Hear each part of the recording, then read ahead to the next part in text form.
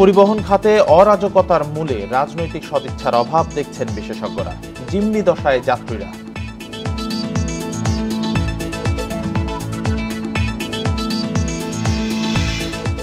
সংসদ ভবনের সামনে স্বেচ্ছাসেবক লীগের দুই গ্রুপের সংঘর্ষ, ছুরিকাঘাতে কিশোর নিহত।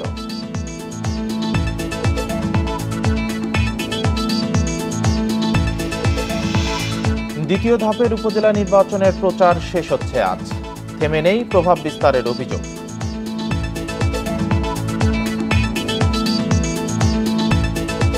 ফার্মগেটে আনোয়ারা পার্কে মার্কেট করতে চায় মেট্রো রেল কর্তৃপক্ষ। 1 মাসে ফিরিয়ে দিতে আলটিমেটাম।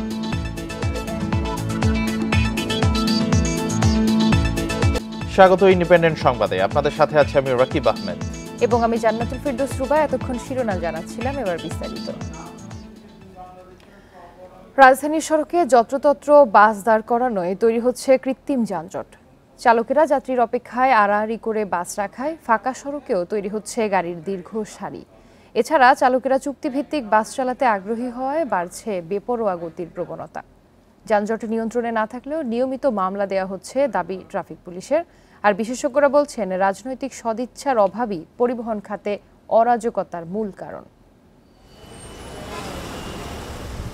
সড়কের সামনে ফাঁকা, অথচ দাঁড়িয়ে থাকা বাসের পেছনে যানবাহনের লম্বা সারি। সড়ক আটকে আড়াআড়ি করে বাস রাখাই তৈরি হচ্ছে কৃত্রিম যানজট। যুক্তরাষ্ট্রের national bureau of economic research বলছে, বিশ্বের 152টি দেশের 1200 শহরের মধ্যে সবচেয়ে ধীরগতি ঢাকা। বিশ্ব ব্যাংক ও বুয়েটের এক প্রতিবেদন বলছে, 2007 সালে ঢাকার সড়কের গতি ছিল ঘন্টায় 21 কিলোমিটার। 2022 সালে তা কমে দাঁড়িয়েছে মাত্র 4.8 কিলোমিটারে। বুয়েটের গবেষণা বলছে, ঢাকায় 388টি অনুমোদিত রুটে বিভিন্ন ধরনের 18,431টি বাসের অনুমোদন রয়েছে। এর মধ্যে চলছে মাত্র 4,500। প্রায় 2,500 মানুষের মালিকানায় এসব বাস। পরিবহন সংশ্লিষ্টরা বলছেন, বেশিরভাগ চালক নির্দিষ্ট বেতনে চাকরি করতে চান না। যদি বেতন আমি মাস শেষে পাই, তাহলে একটা দুর্ঘটনা ঘটালে পরে, একটা জরিমানা হলে পরে, সেই জরিমানার টাকাটা হয়তো তার বেতন থেকে কেটে রাখবো। এটার জন্য চুক্তিতে তারা যেতে চায় না।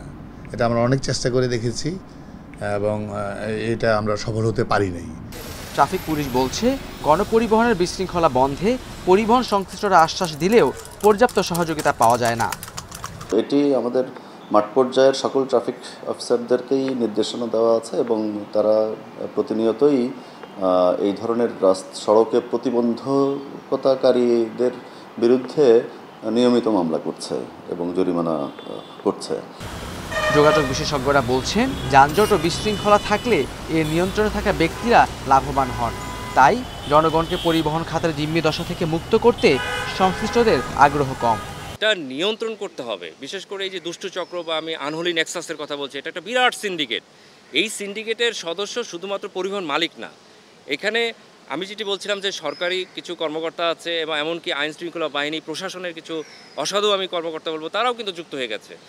ঢাকার যানজট ও পরিবহনে অব্যবস্থা কারিগরি ইস্যু নয়, বরং রাজনৈতিক বলে মন্তব্য করেন বুয়েটের অ্যাক্সিডেন্ট রিসার্চ অ্যান্ড ইনস্টিটিউটের এই সাবেক পরিচালক।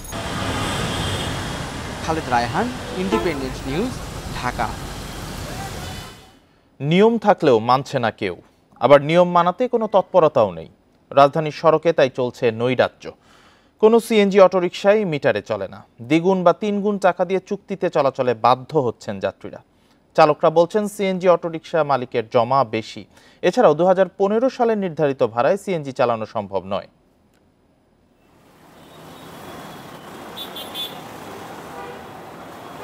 তেজগাঁ ইন্ডিপেন্ডেন্ট টেলিভিশন কত? 200 টাকা দেবেন। 200 টাকা। মিটার তো আছে দেখতে পাচ্ছি, মিটারে যান না? মিটারে পোষে মামা, মিটারে পোষে না। আচ্ছা ঠিক আছে। এখান থেকে অর্থাৎ কাকলি মোড় থেকে তেজগাঁ ইন্ডিপেন্ডেন্ট টেলিভিশন গুগল ম্যাপে দূরত্ব দেখাচ্ছে 3.9 কিলোমিটার। সেই হিসেবে মিটারে গেলে প্রথম 2 কিলোমিটার 40 টাকা এবং পরবর্তী প্রতি কিলোমিটার 12 টাকা করে। এই দূরত্বে 65 টাকার বেশি কোনো মতেই ভাড়া আসে না, কিন্তু তারা 200 টাকা চাচ্ছেন, কেউ 150 টাকা। এই যে যাত্রীদের অতিরিক্ত ভাড়া কাটছে পকেট থেকে, এটি দেখভালের জন্য আইন শৃঙ্খলা রক্ষাকারী বাহিনী বা বিআরটিএ কি ভূমিকা রাখছে বা চালকরাই কেন বেশি চাচ্ছেন, তার স্বরূপ সন্ধান করব আমরা। তিলোত্তমা ঢাকায় মানুষ বাড়লেও গণপরিবহন সংকট কাটছে না। এ সুযোগে যাত্রীর কাছ থেকে ইচ্ছামতো ভাড়া আদায় করছে সিএনজি অটোরিকশা। পুলিশে মামলার ভয়ে মিটার চালু থাকছে, কিন্তু যাত্রীকে ভাড়া মেটাতে হয় চুক্তিতেই। টেকনিক্যাল থেকে মোহাম্মদপুরে ভাড়া গিয়ে 200 টাকা হয়, আমাকে বাধ্য হয়, আমি কি করব? মিটারে তো ওনারা রাজি হয় না, মানে এটা একটা ট্রেডিশনে পরিণত হয়েছে। মিটারে যদি যাই আমি দেখা গেছে জমা উঠছে কিন্তু বেতন উঠে না। একটা যাত্রী লইলে রাস্তায় যাত্রী লইলে টাইপি সাজেনা কাগজ নিয়ে রেকার বিল দাও। ঢাকা মহানগর সিএনজি অটোরিকশা মালিক সমিতি ঐক্য পরিষদের তথ্য মতে রাজধানীতে বৈধ অটোরিকশা 15,000, অবৈধ 30,000-এর বেশি। 2015 সালে সরকার অটোরিকশার দৈনিক জমা 900 টাকা নির্ধারণ করে দেয়, কিন্তু কোনো মালিকই 1100 টাকার কমে জমা নেন না। সরকারের উদ্দেশ্য হয়তো 900 টাকা ছিল, কিন্তু এখন তো সেটা নিয়ে কোনোভাবে পারা যায় না। এখন তো সব কিছুর দাম বাড়তি, এখন পার্টসের দাম সব ডাবল হয়ে গেছে।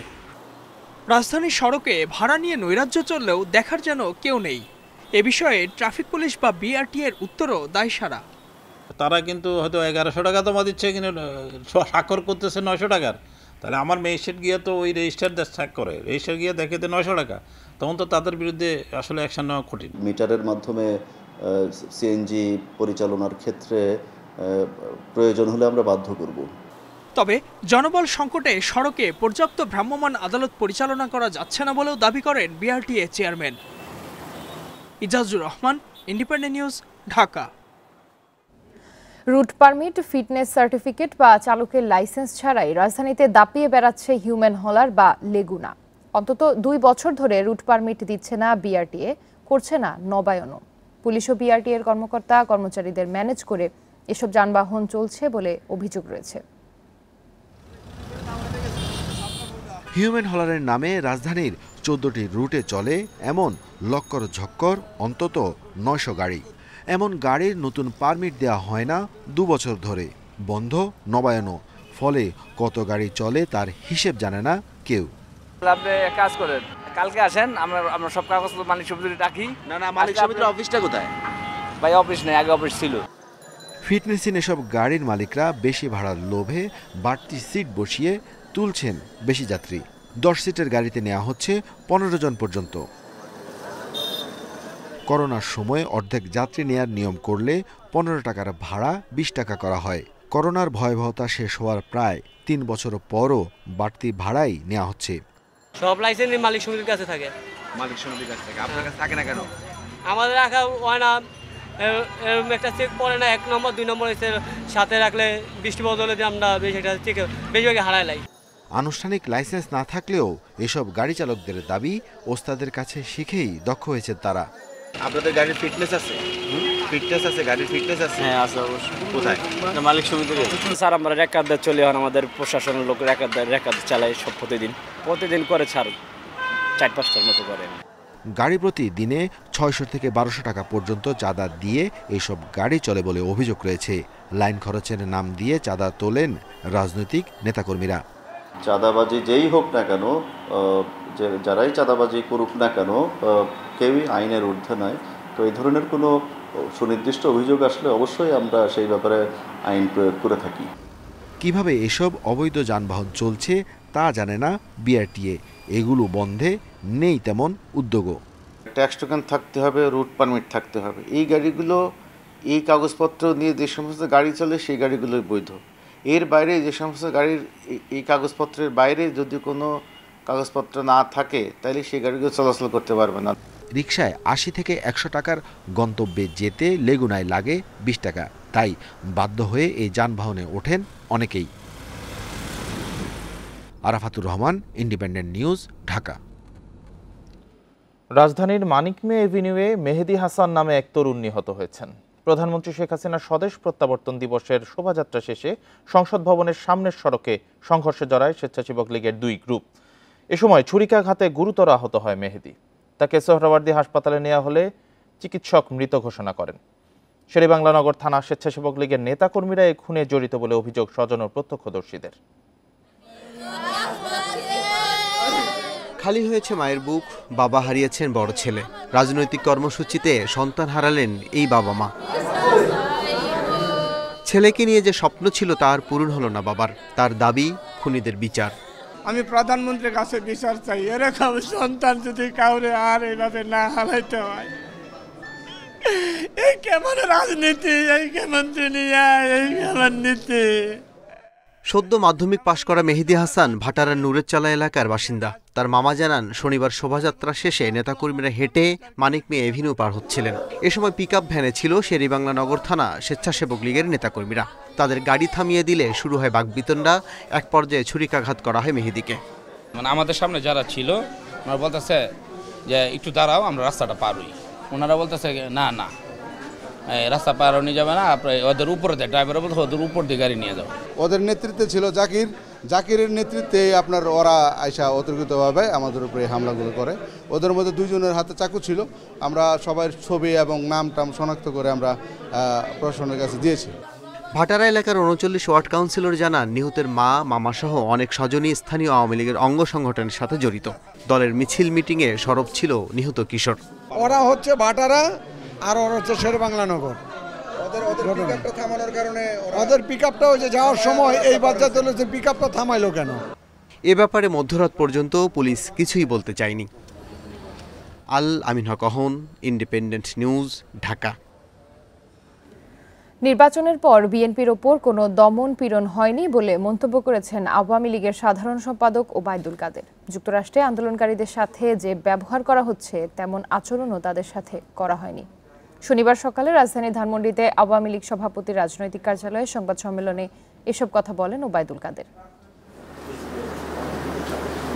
সমসাময়িক বিভিন্ন বিষয়ে কথা বলতে ধানমন্ডিতে আওয়ামী লীগ সভাপতির রাজনৈতিক কার্যালয়ে সাংবাদিকদের মুখোমুখি হন ওবায়দুল কাদের।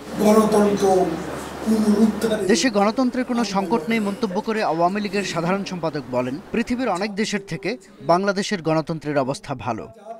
যুক্তরাষ্ট্রের কয়েকটা ভার্সিটিতে ছাত্রদের যে আন্দোলন, সেই আন্দোলন দমন করতে গিয়ে কিভাবে মেয়েদের পেছনের দিকে হাত নিয়ে রশি দিয়ে বেঁধে গ্রেপ্তার করা হয়েছে, এমনকি ইউনিভার্সিটির একজন প্রফেসর পর্যন্ত। তা আওয়ামী লীগ সরকার তো বিএনপির সাথে ব্যবহার করেনি। 28 অক্টোবর যা করে গিয়েছিল, নির্বাচন বয়কটের পর তাদের উপর দমন নিপীড়ন যেটাকে বলে, সেটা তো হয়নি। এ সময় বিএনপির ভারতীয় পণ্য বর্জন কর্মসূচি নিয়ে সন্দেহ প্রকাশ করেন ওবায়দুল কাদের। আজকে আবার পত্রপত্রিকায় দেখলাম যে বিএনপি ভারত বিরোধিতার বিষয়টি তারা পুনর্বিবেচনা করে দেখছে, বিরোধিতা না করে মধ্যপন্থা অবলম্বন করা যায় কিনা। বাংলাদেশ ব্যাংকে সাংবাদিক প্রবেশে কড়াকড়ি প্রসঙ্গে কাদের পাল্টা প্রশ্ন করেন, কোন দেশের কেন্দ্রীয় ব্যাংকে এভাবে সাংবাদিক ঢুকতে দেয়া হয়? কোন দেশের সেন্ট্রাল ব্যাংকে ঢুকতে পারছে?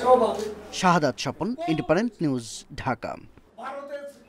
সাংগঠনিক অনিয়ম এবং বিশৃঙ্খলার অভিযোগে চট্টগ্রাম কলেজ ছাত্রলীগের কমিটি বিলুপ্ত ঘোষণা করা হয়েছে। শনিবার রাতে চট্টগ্রাম মহানগর ছাত্রলীগের এক সংবাদ বিজ্ঞপ্তিতে এ তথ্য জানানো হয়। বিজ্ঞপ্তিতে বলা হয়, 2018 সালের সেপ্টেম্বরে মাহমুদুল করিমকে সভাপতি এবং সুভাষ মল্লিক সবুজকে সাধারণ সম্পাদক করে ঘোষিত ছাত্রলীগ চট্টগ্রাম কলেজ শাখা কমিটি অনিয়ম ও বিশৃঙ্খলার কারণে বিলুপ্ত ঘোষণা করা হলো। কলেজ ক্যাম্পাস ও আশেপাশে বিভিন্ন উন্নয়নমূলক কাজে চাঁদাবাজি সহ নানা অনিয়মের অভিযোগ ওঠে সভাপতি ও সাধারণ সম্পাদকের বিরুদ্ধে। গত 13ই মে তাদের ক্যাম্পাসে অবাঞ্ছিত ঘোষণা করা হয়।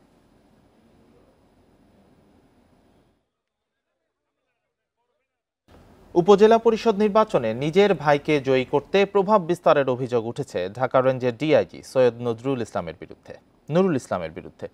চাঁপাইনবাবগঞ্জের শিবগঞ্জে প্রতিপক্ষকে ভয়ভীতি দেখানোর পাশাপাশি অবৈধ অর্থ ছড়ানোর অভিযোগ করেছেন প্রতিদ্বন্দ্বী প্রার্থী। তবে রিটার্নিং কর্মকর্তা বলছেন, নির্বাচন সংশ্লিষ্টরা প্রভাবমুক্ত হয়েই কাজ করবেন। শিবগঞ্জ উপজেলা নির্বাচনে চেয়ারম্যান প্রার্থী সৈয়দ নজরুল ইসলাম আর সব প্রার্থীর মতো চালাচ্ছেন প্রচার। তবে অভিযোগ আছে, তাকে জয়ী করতে তার ভাই পুলিশের ঢাকা রেঞ্জের ডিআইজি সৈয়দ নুরুল ইসলাম এলাকায় প্রভাব বিস্তার করছেন। প্রতিদ্বন্দ্বী প্রার্থীর কর্মীদের ভয়ভীতি দেখানো ও টাকা ছড়ানোর অভিযোগ ডিআইজির বিরুদ্ধে। একটাই আশঙ্কা সেটি হলো যে ঢাকার ডিআইজি নুরুল ইসলাম অযাচিতভাবে যে প্রভাবিত করছে মানুষকে। বর্তমান ডিআইজি সৈয়দ নুরুল ইসলাম বিগত উপজেলা পরিষদের নির্বাচন, বিগত এমপি পরিষদের নির্বাচন, বিগত পৌরসভা নির্বাচনে যেভাবে অর্থের টাকার ছড়াছড়ি করেছে, যে বিগত দিনের মতো সে এবারও অবৈধ টাকা ছড়াছড়ি ব্যবহার করবে। এইসব বিষয়ে কথা বলার জন্য মুঠোফোনে যোগাযোগ করা হলেও সাড়া দেননি ডিআইজি। তবে প্রার্থী সৈয়দ নজরুল ইসলাম তার ভাইয়ের বিরুদ্ধে ওঠা অভিযোগ মিথ্যা বলে দাবি করেন। আমার ভাই উচ্চপদস্থ কর্মকর্তা, যিনি তার কাজকর্ম নিয়ে ব্যস্ত, উনি শিবগঞ্জের রাজনীতি মোটেই দেখেন না। তারপর দিয়ে যখন হয়তো শিবগঞ্জের টালমাটাল অবস্থা, হয়তো কেউ ফোন করলে উনি তখন হয়তো ব্রিফ করে যে আচ্ছা ঠিক আছে, এটা আমি দেখছি। রিটার্নিং কর্মকর্তা বলছেন এমন অভিযোগ কেউ করেনি, কেউ প্রভাব বিস্তারের চেষ্টা করলে ব্যবস্থা নেওয়া হবে। সরাসরি কোনো প্রার্থী রিটার্নিং অফিসারের কাছে আমাকে করেনি। হ্যাঁ, এটি হয়তো জনশ্রুতি রয়েছে বা পূর্বের নির্বাচনের অভিজ্ঞতার আলোকে হয়তো অনেকে বলেছে, কিন্তু সরাসরি এই ধরনের কোনো মেসেজ বা এই ধরনের কোনো অভিযোগ এখনো পাইনি। যদি এই ধরনের কোনো অভিযোগ পাই, সাথে সাথে আমরা এটি ব্যবস্থা নেব। শিবগঞ্জ উপজেলা পরিষদ নির্বাচনে চেয়ারম্যান পদে 4 জন, ভাইস চেয়ারম্যান পদে 4 জন ও মহিলা ভাইস চেয়ারম্যান পদে 3 জন প্রতিদ্বন্দ্বিতা করছেন। Independent news. জীবন্ত ঘোড়া নিয়ে নির্বাচনী প্রচারণা চালিয়েছেন সৈয়দপুরের চেয়ারম্যান প্রার্থী ফয়সাল দিদার দীপু। আচরণবিধি ভঙ্গের দায়ে তাকে 40,000 টাকা জরিমানা ও অনাদায়ে 1 মাসের কারাদণ্ড দেয় ভ্রাম্যমাণ আদালত। কিন্তু সেই শাস্তি মানতে না চাইলে শনিবার দীপুকে গ্রেফতার করা হয়। পরে জামিন চাইলে নামঞ্জুর করে কারাগারে পাঠানোর নির্দেশ দেয় আদালত। শুক্রবার সকালে সৈয়দপুরের বাঙালিপুর এলাকায় জীবন্ত ঘোড়া নিয়ে প্রচারণা চালান ঘোড়া প্রতীকের উপজেলা চেয়ারম্যান প্রার্থী ফয়সাল দিদার দীপু। এ সময় নির্বাহী ম্যাজিস্ট্রেট তাকে 1 দফা সতর্ক করেন। বিকেলে পৌর শহরে দীপুর নির্বাচনী অফিসের সামনে ভ্রাম্যমাণ আদালত বসিয়ে জীবন্ত প্রাণী নিয়ে প্রচারণা চালিয়ে আচরণবিধি লঙ্ঘনের দায়ে 40,000 টাকা জরিমানা, অনাদায়ে 1 মাসের কারাদণ্ডের আদেশ দেন নির্বাহী ম্যাজিস্ট্রেট আমিনুল ইসলাম। জরিমানা দিতে অস্বীকার জানালে দীপুকে পুলিশ আটক করে। পরে শনিবার দুপুরে দায়ের করা মামলায় তাকে গ্রেপ্তার দেখানো হয়। এজাহারে যেটা এসিলেন্ট মহোদয় বর্ণনা করেছেন যে মোটরসাইকেল শোডাউন এবং আপনার জীবন্ত প্রাণী সেখানে প্রদর্শন করা। বিকেলে প্রার্থী দীপুকে সিনিয়র জুডিশিয়াল ম্যাজিস্ট্রেট আদালতে তোলা হয়। আদালত দুপক্ষের যুক্তিতর্ক শুনে দীপুর জামিন নামঞ্জুর করে কারাগারে পাঠানোর নির্দেশ দেয়। তাকে পুলিশ হেফাজতে নেওয়া হয়, যেহেতু তিনি এটা দিতে অস্বীকার করেছেন জরিমানার টাকা। এবং আজকে আমরা নীলফামারী সিনিয়র জুডিশিয়াল ম্যাজিস্ট্রেট আদালতে জনাব শাহিন কবির স্যারের কোর্টে তার জামিন আবেদন করি এবং জামিন শুনানি অন্তে বিজ্ঞ আদালত সন্তুষ্ট হয়ে তার জামিন আবেদন নামঞ্জুর করেন। প্রস্তুতি নিচ্ছি এবং আমরা এই আদেশের বিরুদ্ধে সংক্ষুব্ধ। মামলার পরবর্তী শুনানির দিন ধার্য করা হয়েছে 20 মে। Mahmud Al Hasan, independent news, Nilphamari. Mayor তাপসের বিরুদ্ধে মিথ্যা তথ্যের অভিযোগ তুললেন এমপি সাইদ খোকন। তার দাবি ডেঙ্গু আক্রান্তের সংখ্যা নিয়ে মন গড়া তথ্য দিচ্ছেন ঢাকা দক্ষিণের মেয়র। শনিবার দুপুরে জাতীয় প্রেস ক্লাবের সংবাদ সম্মেলনে এসব অভিযোগ করেন সাবেক মেয়র। এদিকে জনস্বাস্থ্য বিশেষজ্ঞরা বলছেন নাজুক হচ্ছে ডেঙ্গু পরিস্থিতি। গত বছরের এই সময়ের তুলনায় বেড়েছে আক্রান্ত। গত বুধবার এক অনুষ্ঠানে মেয়র তাপস দাবি করেন 2019 সালের তুলনায় 2023-এ ডেঙ্গু আক্রান্তের সংখ্যা কমেছে। একে সিটি কর্পোরেশনের সাফল্য বলেও দাবি করেন তিনি। তথ্য উপাত্ত বিশ্লেষণ করলে দেখা যায় যে 2019 সালের থেকে আমরা 42,000-এর মতো রোগী আমরা কম রাখতে পেরেছি। ঢাকাবাসীকে আমরা সেই সুবিধা দিতে পেরেছি। তবে স্বাস্থ্য অধিদপ্তরের তথ্য বলছে ভিন্ন কথা। এই পরিস্থিতিতে মেয়র তাপসের বিরুদ্ধে অসত্য তথ্য দেওয়ার অভিযোগ তুললেন সাবেক মেয়র সাইদ খোকন। ডেঙ্গু মোকাবেলায় দোষারোপের রাজনীতি না করে একসাথে কাজ করার আহ্বান জানান ঢাকা 6 আসনের এমপি। 2019-এর তুলনায় 2023 সালে ঢাকায় রোগীর সংখ্যা 42,000 কম ছিল বলে একজন দায়িত্বশীল কর্তৃপক্ষের দায়িত্বশীল ব্যক্তি উল্লেখ করেছেন এবং স্বাস্থ্য অধিদপ্তরের তথ্য মতে এটা অসত্য। এদিকে ডেঙ্গু নিয়ন্ত্রণে জনস্বাস্থ্য বিশেষজ্ঞরা বলছেন সারা দেশে ডেঙ্গু সংক্রমণ বাড়ছে। সমন্বিত উদ্যোগ নেওয়া না হলে পরিস্থিতি ভয়াবহ হতে পারে। বিশেষজ্ঞরা বলছেন এডিসের প্রজনন স্থল ধ্বংসে বেশি জোর দিতে হবে। এখনো যদি আমরা পরিপক্কতার পরিচয় না দেই, আমাদের যদি খুব ভালো এই কর্মকৌশল না থাকে, আমাদের যদি ভালো প্ল্যান না থাকে, তাহলে যা হবার তাই হওয়ার কথা। এবং আমরা দেখছি আমরা ঢাকা শহরে আদৌ ডেঙ্গু নিয়ন্ত্রণ করতে পারিনি। গত বছর সব রেকর্ড ছাড়িয়ে গেছে। 2019 সালে ডেঙ্গুতে মারা যায় 179 জন, আক্রান্ত হয় 1,01,354 জন। 2023 সালে মৃত্যু হয় 1,705 জনের, আক্রান্ত 3,21,179 জন। এবছর 17 মে পর্যন্ত ডেঙ্গুতে 33 জনের মৃত্যু হয়েছে। হাসপাতালে ভর্তি 2,581 জন। বন ইবনে কামাল, ইন্ডিপেন্ডেন্ট নিউজ, ঢাকা। যথাসময়ে পরীক্ষা না করতে পারায় চট্টগ্রামে 30% ক্যান্সার রোগী মৃত্যু ঝুঁকিতে পড়ছেন বলে জানিয়েছেন বিশেষজ্ঞরা। শনিবার চট্টগ্রামে ক্যান্সার নিরূপণে চ্যালেঞ্জ বিষয়ক সেমিনারে এমন তথ্য দিয়েছেন গবেষকেরা। বন্দরনগরীতে আধুনিক সুযোগ সম্বলিত রোগ নির্ণয় কেন্দ্র চালুতে গুরুত্ব দিচ্ছেন তারা। চট্টগ্রাম মেডিকেল কলেজ হাসপাতালে গত 1 বছরে ক্যান্সারের চিকিৎসা নিয়েছেন 20,000 রোগী, যা 2022 সালের চেয়ে 6,510 জন বেশি। চলতি বছরের প্রথম 4 মাসে চিকিৎসা নিয়েছেন 8,000। চট্টগ্রাম অঞ্চলে ক্যান্সার আক্রান্তদের 55% নারী, আর নতুন রোগীদের মধ্যে খাদ্যনালী, স্তন, ফুসফুস ও জরায়ু ক্যান্সারে আক্রান্তের সংখ্যা বেশি। শনিবার চট্টগ্রামের একটি হোটেলে ক্যান্সার নিরূপণে চ্যালেঞ্জ শীর্ষক এক সেমিনারে বিশেষজ্ঞ চিকিৎসকরা জানান, এই অঞ্চলে ক্যান্সার আক্রান্তের সংখ্যা আশঙ্কাজনক হারে বাড়ছে। এজন্য খাদ্যাভ্যাস, ধূমপান ও জিনগত কারণ চিহ্নিত করেছেন তারা। জানান, রোগ শনাক্তে দেরি হওয়ায় বাড়ছে মৃত্যু ঝুঁকিও। 3 দিন বা 4 দিন একটা রিপোর্ট পেলে আর্লি ডিসিশন নিতে পারে একটা টিউমার বোর্ড করে, either new adjuvant or surgery, early radical surgery. সেক্ষেত্রে দেখা যায় বিদেশ থেকে আসতে 10 দিন 15 দিন লাগতেছে, অনেক ক্ষেত্রে আরও বেশি লাগে, দীর্ঘায়িত হয়। এখানকার লোক যে শুটকি মাছ খায়, শুটকি মাছের মধ্যে যে ডিটিটিটা থাকে, সেই ডিটিটিটা কিন্তু ক্যান্সারের জন্য খুব বড় একটা কারণ। সেকেন্ড একটা জিনিস যেটা হয়েছে, যে চিটাগাঙ্গে যেটা হয়েছে, যে তারা কিছুটা ফ্যাটি ফুড খায়, এটাও কিন্তু গাট ক্যান্সার হয়। ক্যান্সার নিরূপণে চট্টগ্রামে প্রথমবারের মতো বিশেষজ্ঞদের সমন্বয়ে টিউমার বোর্ড গঠন করেছে অ্যাসপেরিয়া নামের একটি প্রতিষ্ঠান। তাদের দাবি, রোগ শনাক্তে যাতে দেরি না হয় সেজন্য এই উদ্যোগ। পেশেন্ট যদি এমন কোনো ক্যান্সার হয় যেটা সারা শরীরে ছড়িয়ে পড়তে পারে, সেক্ষেত্রে কিন্তু পেশেন্টের অবস্থা আরও আশঙ্কাজনক হবে এবং পেশেন্টকে ট্রিটমেন্ট করে বাঁচানোর সম্ভাবনা অনেক কমে যাবে। এই জায়গাটাতে আমরা কাজ করছি যে অল্প সময়ে টাইম সেভ করব এবং মানিও সেভ করব। চট্টগ্রামে সরকারি কোনো বিশেষায়িত ক্যান্সার হাসপাতাল নেই। আক্রান্তদের চিকিৎসা চলে চট্টগ্রাম মেডিকেলের একটি ওয়ার্ডে। Independent news. রাজধানীর ফার্মগেটের শহীদ আনোয়ারা উদ্যান ফিরিয়ে দিতে মেট্রো রেল কর্তৃপক্ষকে 1 মাসের আলটিমেটাম দিয়েছেন আন্দোলনরত নাগরিকরা। নইলে নেওয়া হবে আইনি ব্যবস্থা। আন্দোলনকারীদের অভিযোগ, নির্মাণ কাজ শেষে সবুজ উদ্যানটি আগের অবস্থায় ফিরিয়ে দেওয়ার কথা থাকলেও মেট্রো রেল কর্তৃপক্ষ এখন সেখানে মার্কেট করতে চায়। 69-এর গণ অভ্যুত্থানের প্রথম নারী শহীদ আনোয়ারা বেগম, তার স্মৃতি রক্ষার্থে রাজধানীর ফার্মগেটের এ উদ্যানের নামকরণ। 2018 সাল থেকে উদ্যানটি প্রকল্পের কাজে ব্যবহার করছে মেট্রো রেল কর্তৃপক্ষ। কাজ শেষে তা আগের অবস্থায় ফিরিয়ে দেওয়ার কথা থাকলেও এখন সেখানে বিপণী বিতান, রেস্টুরেন্ট, বিনোদন কেন্দ্রের মতো বাণিজ্যিক কার্যক্রম পরিচালনার সিদ্ধান্ত নিয়েছে ঢাকা ম্যাস ট্রানজিট কোম্পানি। এর প্রতিবাদে শনিবার বিকেলে আনোয়ারা উদ্যানের সামনে মানববন্ধন সচেতন নাগরিকদের। উন্নয়ন সেটা যেখানে রাস্তাঘাটে আমি নিরাপদে হাঁটতে পারবো, প্রত্যেকটি উদ্যান, প্রত্যেকটি বাগান, প্রত্যেকটি পার্ক উন্মুক্ত থাকুক। সব বয়সী নারী পুরুষ যোগ দেন নগর নিসর্গ রক্ষার এই আন্দোলনে। তারা বলেন, দেশে রেস্তোরাঁ আর মার্কেটের কোনো অভাব নেই, বরং প্রয়োজন প্রকৃতি, পার্ক আর খেলার জায়গা। আমার নাগরিক দায়বদ্ধতার জায়গা থেকে আমি এখানে এসে দাঁড়িয়েছি।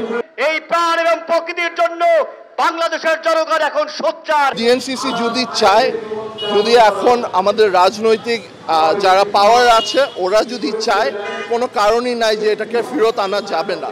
বিভিন্ন দেশে দেখবেন মেট্রো রেল উপর দিয়ে যাচ্ছে, নিচে পার্ক। নগর পরিকল্পনাবিদরা বলছেন, রাজধানীর বর্তমান যে পরিস্থিতি, সেক্ষেত্রে 1 বর্গফুট খোলা জায়গা নষ্ট করাও অনেক বড় হুমকি। সবশেষ মেট্রো রেল কর্তৃপক্ষকে উদ্যান ফিরিয়ে দিতে 30 দিনের আলটিমেটাম দিয়েছে আন্দোলনকারীরা।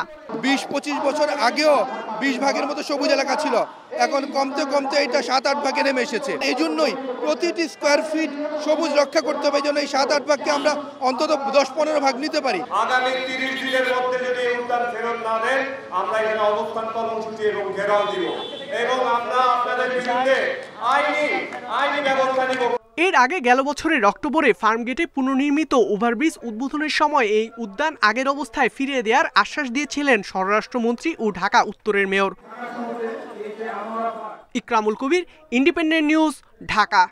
গভীর সমুদ্রে উৎপাদন ও প্রজনন বাড়াতে সোমবার মধ্যরাত থেকে শুরু হচ্ছে ইলিশ সহ সব ধরনের মাছ ধরায় 65 দিনের নিষেধাজ্ঞা। উপকূলীয় এলাকার জেলেদের দাবি, তারা নিষেধাজ্ঞা মানলেও দেশের জলসীমায় ঢুকে মাছ ধরে নিয়ে যায় প্রতিবেশী জেলেরা। এতে নিষেধাজ্ঞা তুলে নেয়ার পর কাঙ্ক্ষিত মাছ না পাওয়ায় জীবিকা উপার্জন হয় না তাদের। সরকারের দেয়া প্রণোদনাও বাড়ানোর দাবি জেলেদের। গভীর সাগর থেকে ফেরা বেশিরভাগ ট্রলারে নেই কাঙ্ক্ষিত পরিমাণ ইলিশ, তাই হতাশ জেলেরা। এরই মধ্যে আবারও 65 দিনের নিষেধাজ্ঞার কারণে সমুদ্র থেকে ফিরে এসেছেন বরগুনার পাথরঘাটা বিএফডিসি মৎস্য অবতরণ কেন্দ্রের ঘাটে। জেলেরা বলছেন, বড়ি আবহাওয়ার কারণে এবছর জালে মাছ ধরা পড়েছে কম। চড়া মূল্যের বাজারে 2 মাস উপার্জন বন্ধ থাকায় পরিবার সহ দিন কাটছে অনিশ্চয়তায়।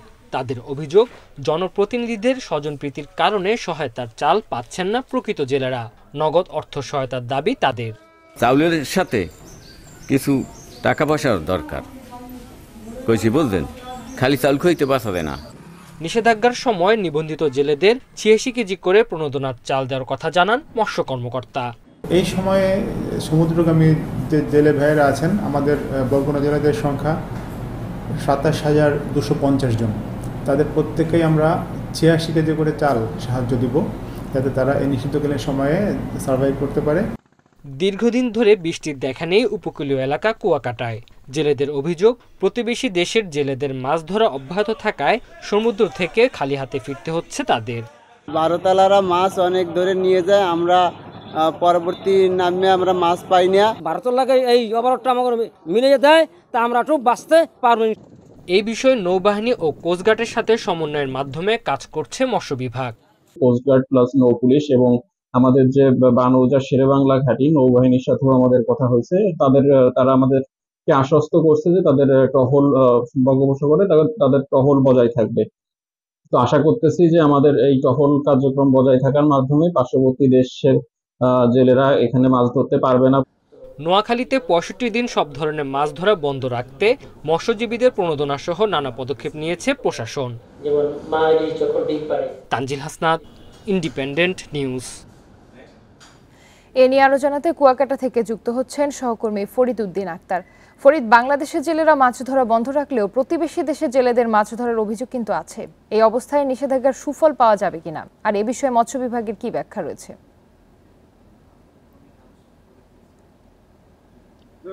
আজ মধ্যরাত থেকে শুরু হবে সাগরে মাছ ধরার উপর 65 দিনের নিষেধাজ্ঞা।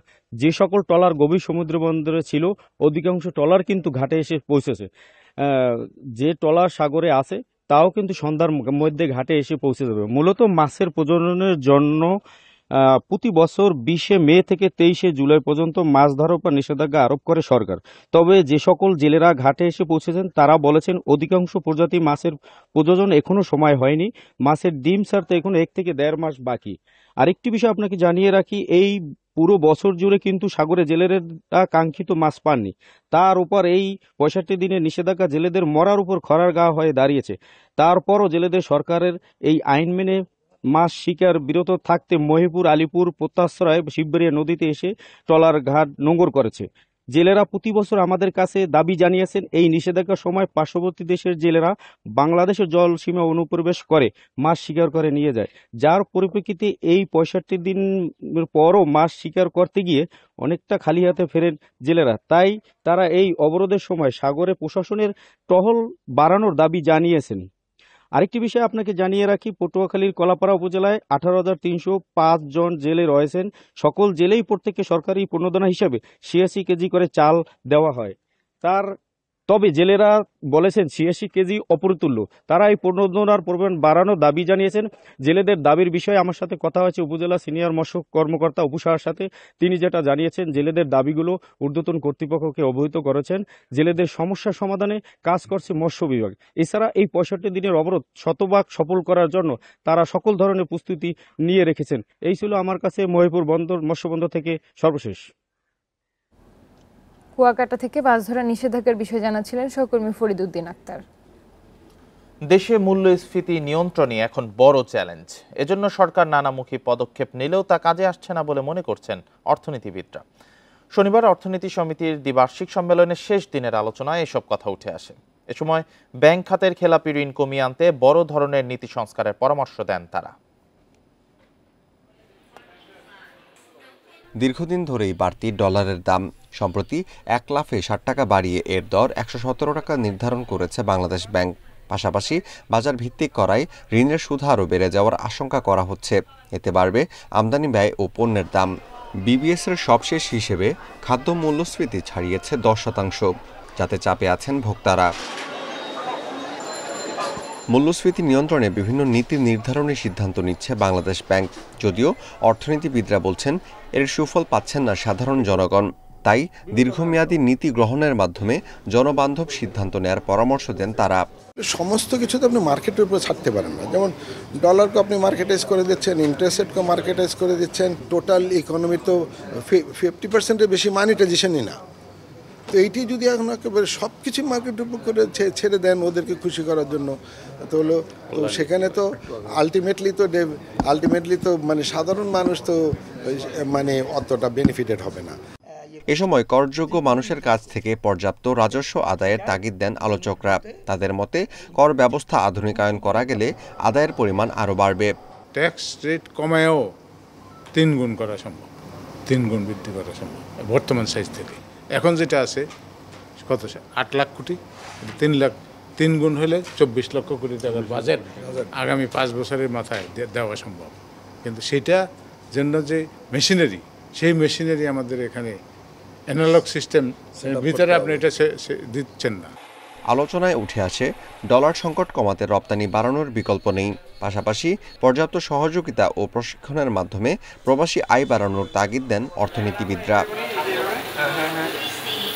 Amirul Islam, independent news, Dhaka. আবহাওয়া অনুকূলে থাকায় এবার সুনামগঞ্জে বোরো ধানের বাম্পার ফলন হয়েছে। তবে কাঙ্ক্ষিত দাম না পাওয়ায় অভিযোগ কৃষকদের। তাদের দাবি, ব্যবসায়ীদের সিন্ডিকেটের কারণে বাজারে দাম পাওয়া যাচ্ছে না। এদিকে সরকারি গুদামে ধান দিতে গেলেও নানা হয়রানির শিকার হতে হয়। আবহাওয়া অনুকূলে থাকায় এবার সুনামগঞ্জের হাওড় অঞ্চলে বোরো মৌসুমে ধানের ফলন ভালো হয়েছে। ধান কাটা মাড়াইয়ের পর গোলায় তুলতে ব্যস্ত কৃষক। তবে হতাশ হতে হচ্ছে বাজারে গিয়ে, ফিকে হচ্ছে লাভের আশা।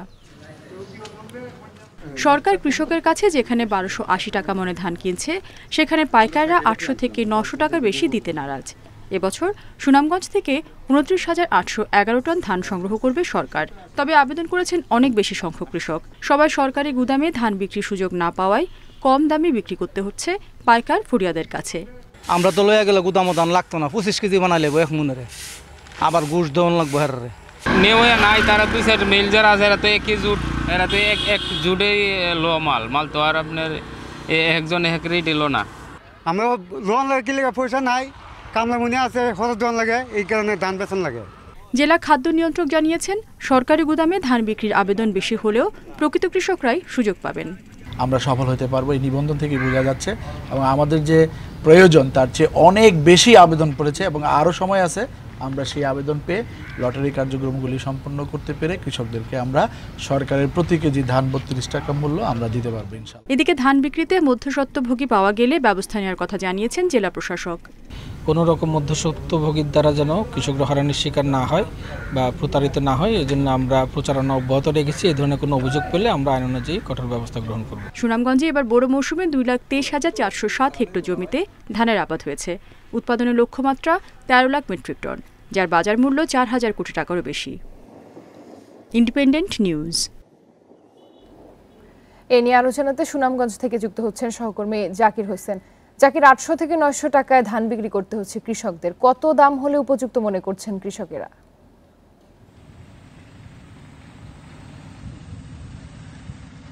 দেখুন, যেহেতু সরকার একটি নির্ধারিত মূল্য নির্ধারণ করে দিয়েছে 1280 টাকা মন, কিন্তু এই দামে কৃষকরা কখনোই বিক্রি করতে পারে না।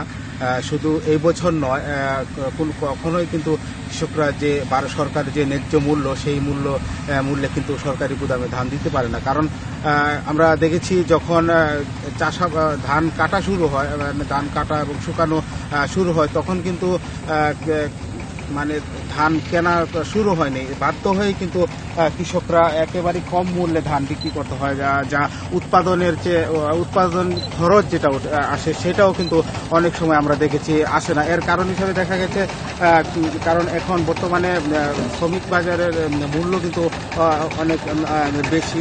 আর আপনাকে একটা বিষয় আমি একটু বলে রাখি, যদিও সরকারিভাবে সরকারি খাদ্য গুদামে কৃষকদের কাছ থেকে সরাসরি ধান নেওয়া হবে এমন কথা আমরা সবসময় শুনে আসছি, কিন্তু আসলে প্রকৃত কৃষকরা সরকার সরাসরি গুদামে ধান দিতে পারে না এমন একটা অভিযোগ কিন্তু সবসময় করে থাকে। কারণ আমরা দেখি প্রতি বছরই যেহেতু সুনামগঞ্জ সবচেয়ে বেশি, হাওড় অঞ্চলের মধ্যে সবচেয়ে বেশি ধান সুনামগঞ্জে উৎপাদন হয়। হাওড় অঞ্চলে যখন ধান মারাই এবং শুকানো শুরু হয়, ধানের মাঠেই কিন্তু এক প্রকারের মধ্যস্বত্বভোগী যারা আছে তারা কিন্তু কৃষকদের কাছ থেকে 700 থেকে 800, 900 এই দামের মধ্যে ধানগুলো নিয়ে আসে। এতে করে কৃষকরা কিন্তু ন্যায্য মূল্য থেকে বঞ্চিত হয়। কারণ সরকারিভাবে যে ধান কেনা শুরু হয় সেটা কিন্তু একটু দেরিতে শুরু হয়। কারণ এখন পর্যন্ত কিন্তু লটারির মাধ্যমে কৃষকদের কাছ থেকে ধান নিয়ে আসা হবে। এখন পর্যন্ত কিন্তু লটারি কোনো জায়গায় লটারি কার্যক্রম শুরু হয়নি, যার ফলে এই মুহূর্তে কৃষকরা, কারণ বুড়ো ফসলের উপরে নির্ভরশীল, এই ধান বিক্রি করে তাদের সংসারের খরচ বা অন্যান্য যে খরচ, সেই খরচ কিন্তু তারা লুকিয়ে থাকে।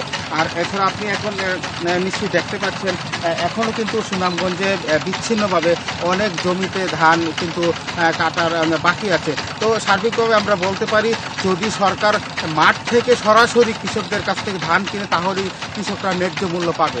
এই ছিল আমার কাছে সুনামগঞ্জের ধান চাল সংগ্রহের সর্বশেষ খবর। সুনামগঞ্জ থেকে জানাচ্ছিলেন সহকর্মী জাকির হোসেন। দিনে রোদ, রাতে জল, দিন দিন বাড়ে ধানের বল। কৃষিতে বৃষ্টিপাতের ভূমিকা নিয়ে এমনই বাস্তবসম্মত বচন বেঁধেছিলেন মেধাবী নারী খনা। প্রাচীনকাল থেকে লোকমুখে তার এমন অসংখ্য বচন প্রচার পেয়ে আসলেও নতুন প্রজন্মের কাছে তুলে ধরতে এবার চট্টগ্রামে আয়োজন করা হয় খনার মেলার।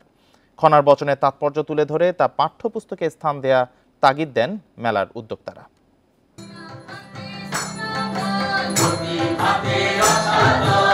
শনিবার সন্ধ্যায় চট্টগ্রামের খুলশীর চিত্রভাষা গ্যালারিতে গানের মধ্য দিয়ে উদ্বোধন করা হয় খনার মেলা। গানে গানে খনার বচন পরিবেশন করেন শিল্পীরা।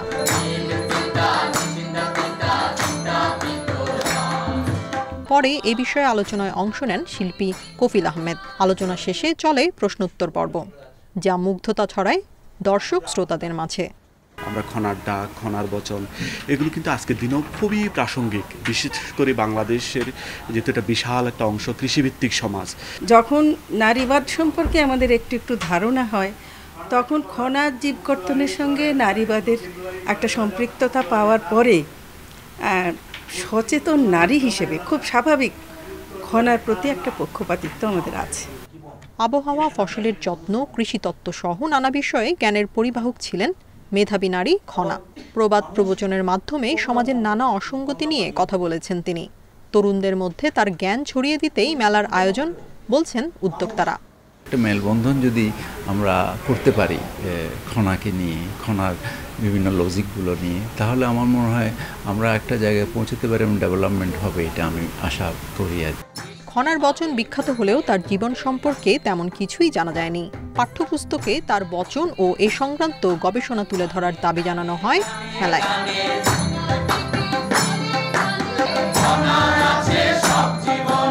Independent news. আর এই ছিল এখনকার সংবাদ। ইন্ডিপেন্ডেন্ট টেলিভিশনের সব খবর বিস্তারিত জানতে চোখ রাখুন ফেসবুক, ইউটিউব, এক্সে। এতক্ষণ সাথে থাকার জন্য সবাইকে ধন্যবাদ।